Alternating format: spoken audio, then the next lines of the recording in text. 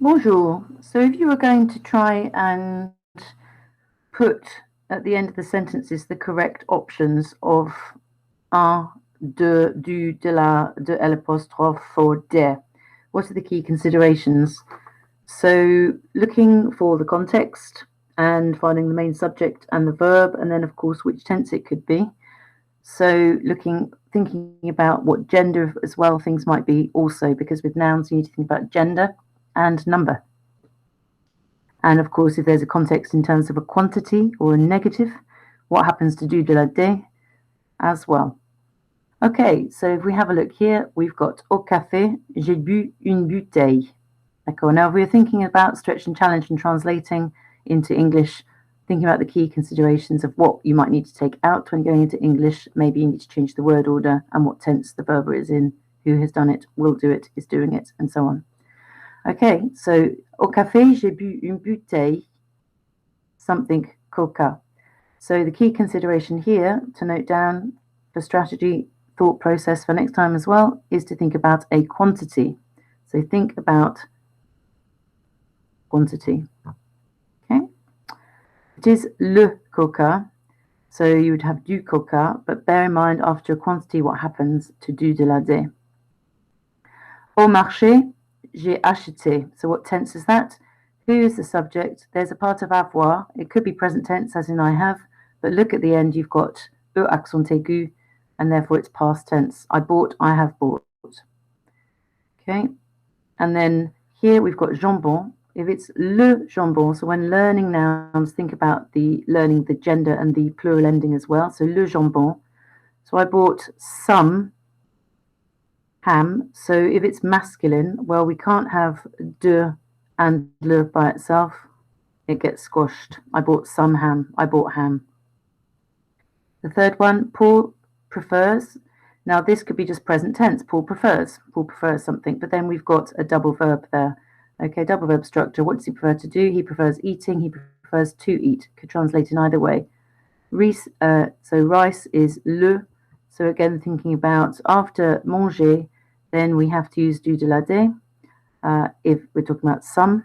So de and le again, what does it squash into? There we go.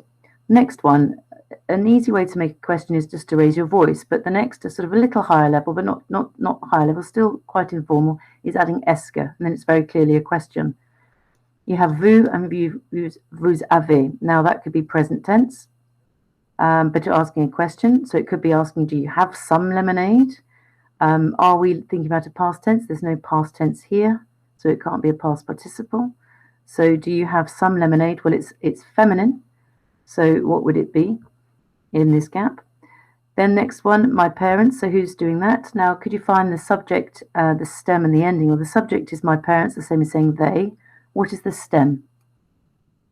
The stem is, that's right, A-I-M, so from M-A, the verb to like.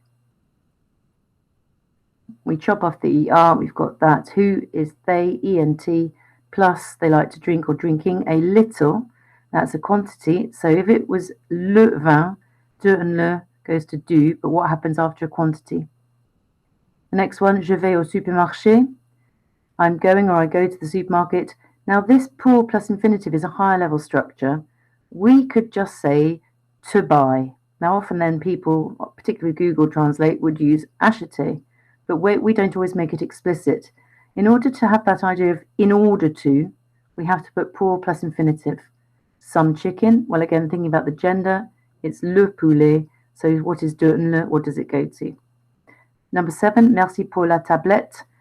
So for the bar of chocolate, so we're talking about a quantity. So we know that whatever happens here, what happens to a quantity in front of a noun. For du, de la, de, un, une. Next one, tu voudrais. Well, here we've got the future or conditional stem of vouloir and then AIS. So it's not part of avoir, so it's the conditional.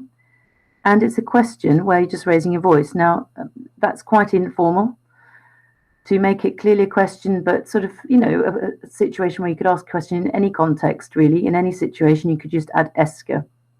If you want to make it higher level, no, not higher level, higher register, so more formal, Then you swap around the verb and the subject and put a hyphen in it. So voudrais-tu, yeah, avez-vous, and so on. But you can use that in any context also. But it does tend to be a high register way of asking a question, swapping the subject and the verb around. And if you were writing it, you put a hyphen in. Okay, so would you like a smoothie? Yes, well, you wouldn't say, would you like some smoothie? Would you like a smoothie? Then, of course, you're looking for the article. If it were masculine, what would it be? Masculine singular. D'accord? And then aim to translate those again.